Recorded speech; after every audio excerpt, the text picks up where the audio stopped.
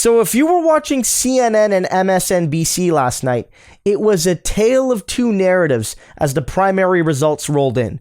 On the one hand, they were undeniably giddy that Joe Biden beat Bernie Sanders in the Michigan primary and many of the other primaries. They were happy to declare, whether it's accurate or not, that the primary is over, Biden's effectively the nominee, it's just a matter of time before Bernie Sanders drops out, endorses him, and we can move on to November.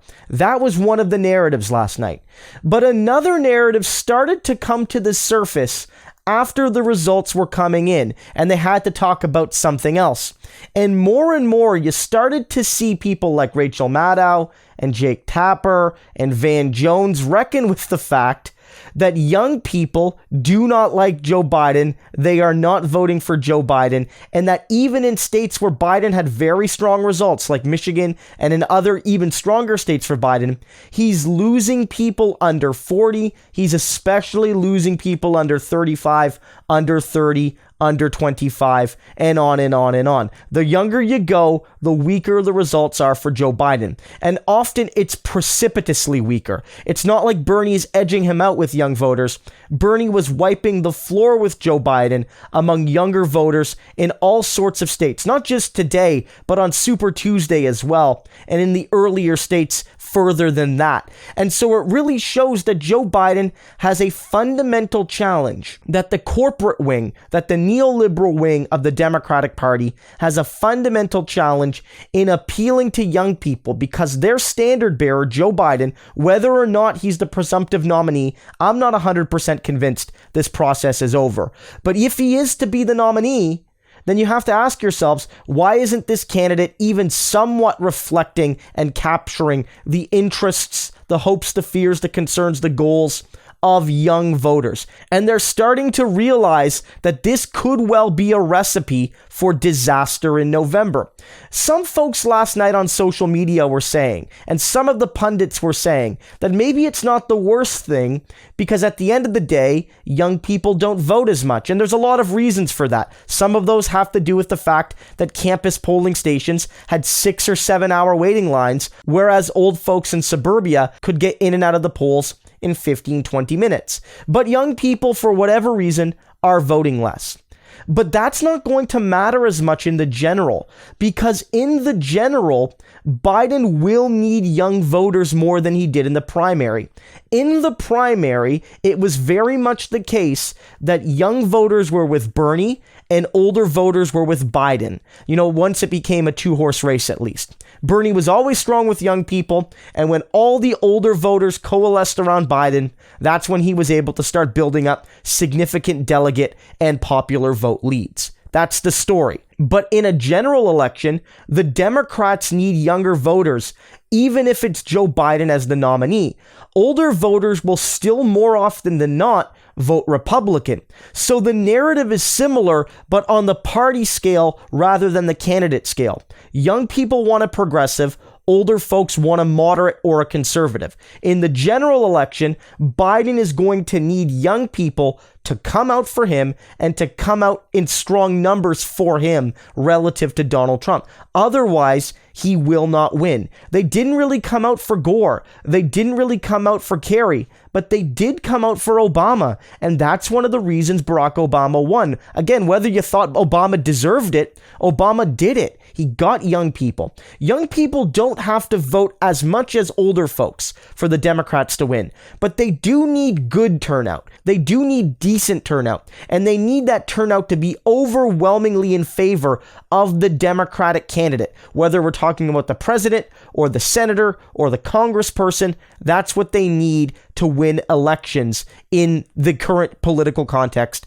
of the United States. And Biden has demonstrated no ability to do that. In some ways, he might even be more unpopular with young people than Hillary Clinton. I'm not exactly sure about that.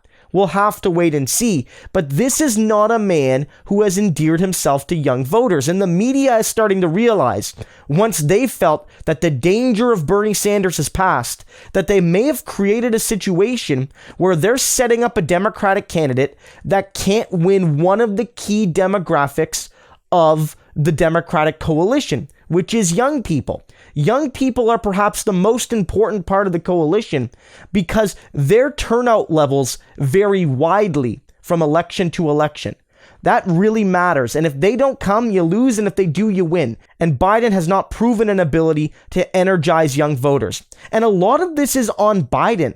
A lot of this is a man who rejects certain policies that matter to young people. A lot of this is about a man who has basically said, when he's confronted with the realities that young people face, whether it's high tuition, whether it's high cost of housing, whether it's the fact that many of them don't have workplace benefits, which is one of the reasons they all support Medicare for All and other programs like that, whether it's the high cost of childcare, any of these sorts of things, which are objectively, at least on aggregate, much harder for young people today than they were when Biden was a young person. Biden has basically taken in all that objective information and said that he has no empathy, no sympathy for millennials, and that they just have to work harder to change things. Well, they tried that, Joe, and the boomer megazord stopped them. And so the question for Joe Biden is, what's he gonna do to reach young people?